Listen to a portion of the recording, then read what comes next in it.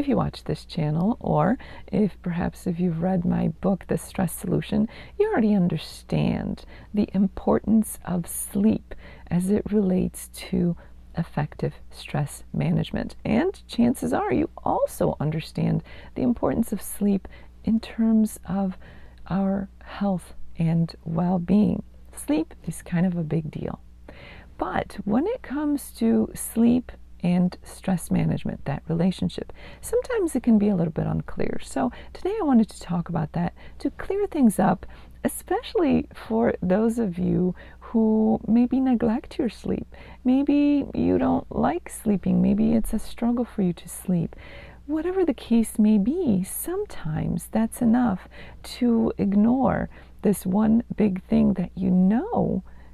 On an intellectual level, you know it plays a big role in effective stress management. But for whatever reasons, because it's a struggle to you, you may have forsaken getting proper sleep and getting enough sleep because, yes, you understand intellectually that it's important for stress management, but life is what it is. It gets in the way and sleep gets away from you. So let's start by talking about sleep and its benefits. Again, as I already said, you know that it's beneficial for you in terms of your health and well-being. That means your physical health, your psychological health, your emotional health. Think about the comparison of you, how you feel, how you act, how you're able to get through the day when you have slept well and have gotten enough sleep and wake up rested and refreshed, versus the times when you hardly slept and maybe even the times when you pulled an all-nighter and you haven't slept at all. Think about the difference of what that means, how that translates into the person that you are. How does that translate into being you? Having plenty of sleep and being well rested versus not having enough sleep, or maybe not having any sleep at all the night before. And now, when you are interacting with the world around you, the people, the situations, the things to do, the demands, the questions, the responsibilities, which you, the well-rested you versus the not well-rested you, does better? It's an easy question. Most everybody has experienced being rested versus not being rested, and most people can easily tell the difference, what that means to them in their experience, how they feel, how they act, how they conduct themselves.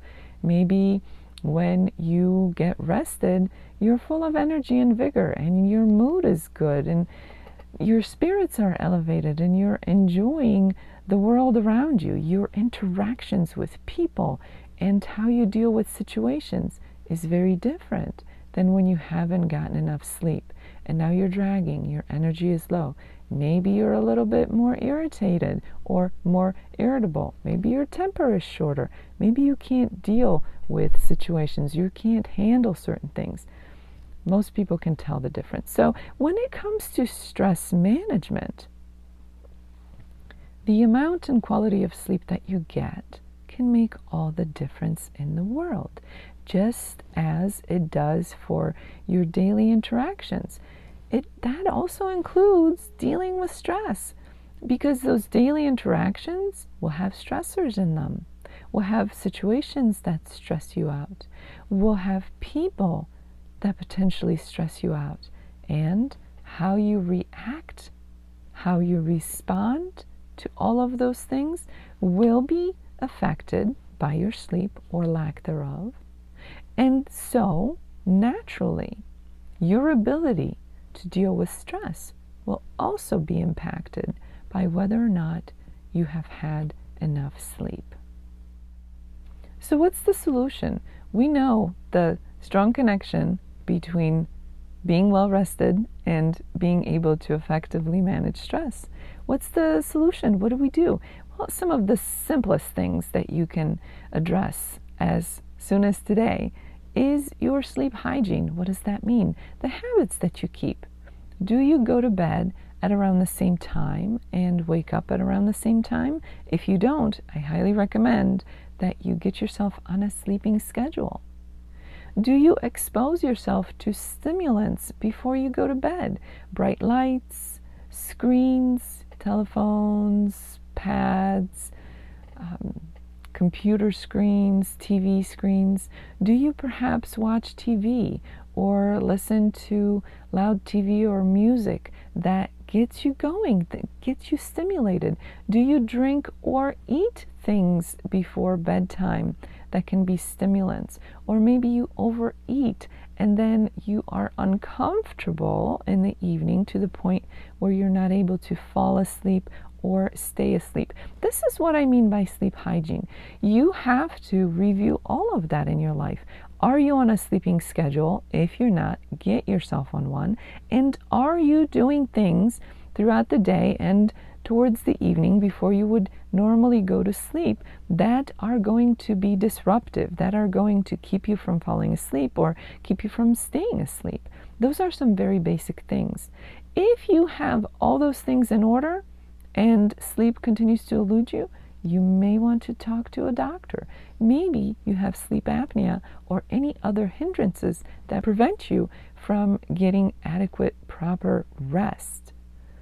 Beyond visiting a doctor to rule out any physical issues, maybe you want to visit with a therapist to consider whether there are things that you have to address that may be stressing you out on an emotional or a psychological level.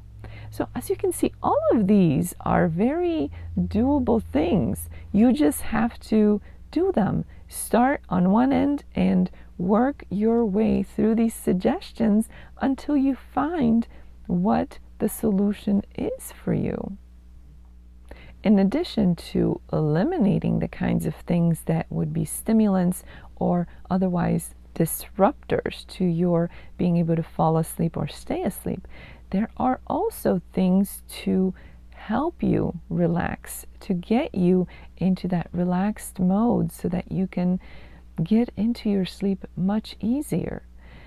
Relaxation techniques, meditation. For some people, it's reading or maybe taking a bath. Some people will get tired out after exercising. Be careful that you are not one of those people who gets energized by exercise. So know which category you fall into before you start exercising right before bedtime. But there are plenty of things that you can do to prepare yourself, body and mind, for sleep, to calm down your body, to calm down your mind. As I already mentioned, maybe some meditation, maybe a bath, maybe some sound therapy, maybe something like progressive muscle relaxation exercises.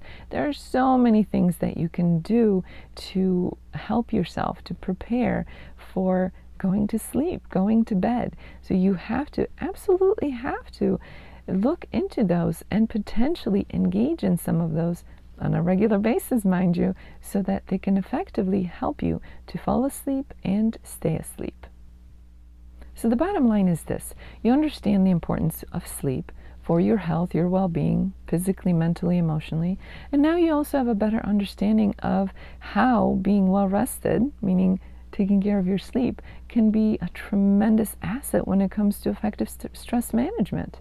So now that you know those basics, it's time to do something to get you moving towards good sleep habits. That means looking at your sleep hygiene. That means talking to your doctor if necessary. That may mean talking to a therapist if necessary. That definitely means being proactive in getting yourself relaxed and prepared for sleep. So there are plenty of things you can do. You're not alone. There are people who will help you.